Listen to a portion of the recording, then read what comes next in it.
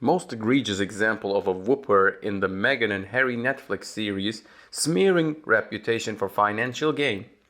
In the course of 323 minutes, 6 episodes, and 2 volumes, Harry and Meghan Markle told several untruths. One lie, however, stands out as the most egregious of them all.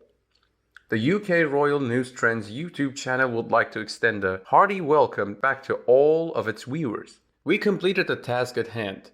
Sincere apologies to Senator Harris for any offense taken. We made it through the tears and the dramatic heart-tugging score and the endless iPhone videos of them being cutesy. After 323 minutes, 6 episodes, 2 volumes, and a restraint to my mind, 2 martinis, the viewing marathon that was Harry and Meghan is over.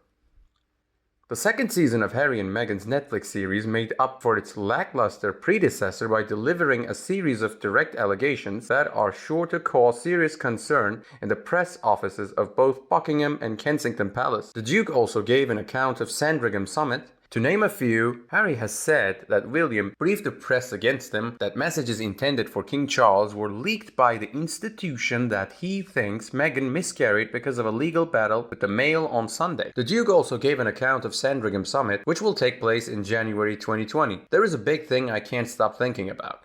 And it has nothing to do with the kind of squabbling among the brothers that would warrant a remake of King Lear. This was not a documentary in any sense of the term, at least not in the sense of revealing the raw, unfiltered truth. On the other hand, this incredibly drawn-out production is to documentaries as 50 Shades of Grey is to books.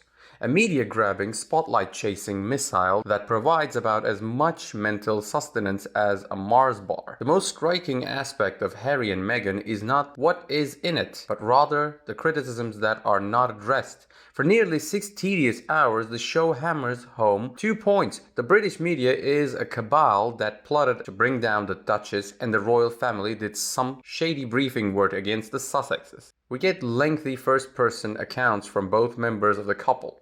Doria Ragland, their attorney Jenny Ifa, a slew of the former Suits stars' friends, her niece Ashley Hale, James Hunt, a palace spokesman from 2017 to 2019, and the current executive director of the Sussexes Archibald Foundation, as well as authors Afua Hirsch and David Olusoga, all weigh in. However, if you look past the seemingly endless home videos of Sussexes' idyllic life in Montecito, the Sussexes picking oranges, feeding chickens, all the dogs running around, and the Archie playing soccer on a lawn only slightly smaller than a professional pitch, the documentary's veracity begins to erode. Nobody has been allowed near the camera who is not ready and willing to recite chapter and verse about the extraordinary bravery of H and Meg. Essentially, Harry and Meghan is the slow-motion retelling of a family fracturing in the most painful way possible. It takes until after the final episode's first hour to hear from anyone who isn't an apostle of the gospel of the Sussexes,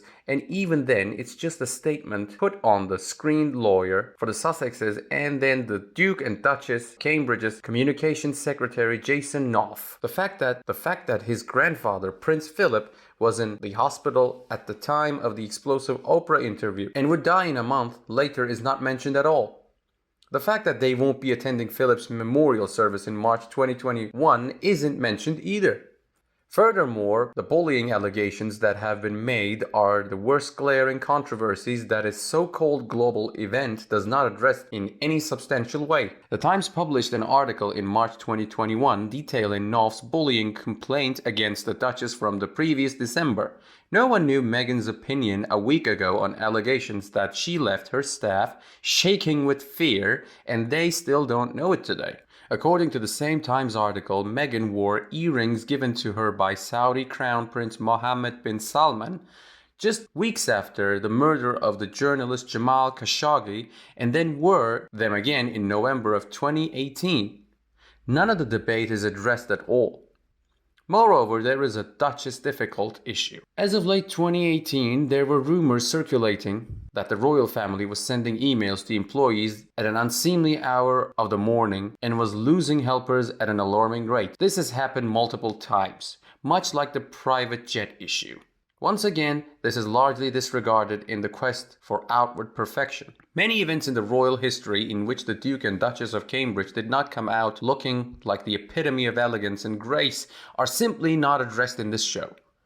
Consider what will happen this summer of 2019. With nearly 7.7 billion people inhabiting this earth, every choice, every footprint, and every action matters, Harry said in a statement posted to the Sussex Royal Instagram in July. Sometime later that month, Harry took a private jet and a helicopter to Google Camp, where he reportedly spoke about global warming, as reported by Page Six. Then, in August, he and Meghan took 4 more private jet flights within 11 days, first to Ibiza and then to the south of France for vacation. And then in early September, Harry showed up in Amsterdam to unveil his sustainable travel initiative, Travelist, and the irony, oh, the exquisite irony. There is still a discrepancy between his words and actions. Consider the time Harry and Meghan reportedly took a private jet to London for the Queen's Platinum Jubilee in June, only for him to later warn the United Nations General Assembly about the havoc caused by the climate change. The 38-year-old would have had a golden opportunity to defend Harry and Meghan against the Harry, the hypocrite, stereotype that is brought up every time the couple is photographed by the paparazzi on the tarmac as they jet around the world. Yet here we are, subjected to yet another clip of them giggling hysterically on a beach, or fresh, scratching accusation about Fleet Street. Tiaragate, the controversy over which Duchess caused which Duchess to cry, and the reason for the couple's decision to separate their offices from William and Kate are never discussed.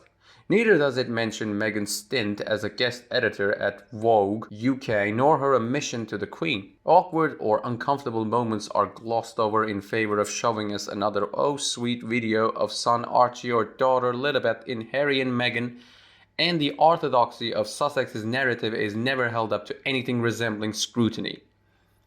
In the end, the show serves as proof of how deeply entrenched the couple's conviction that they are the victims of a massive injustice has become. Like Donald Trump, Harry and Meghan seem to believe that their message will resonate with the public if they simply keep repeating the same claims. For the past 5 years, the couple has been at the center of a transcontinental media storm, a non-stop tempest that draws in some of the most pressing conversations of our time about race, power, the modern media, the social media, to name a few of the few indisputable facts about the pair. No intellectual ferocity is exerted in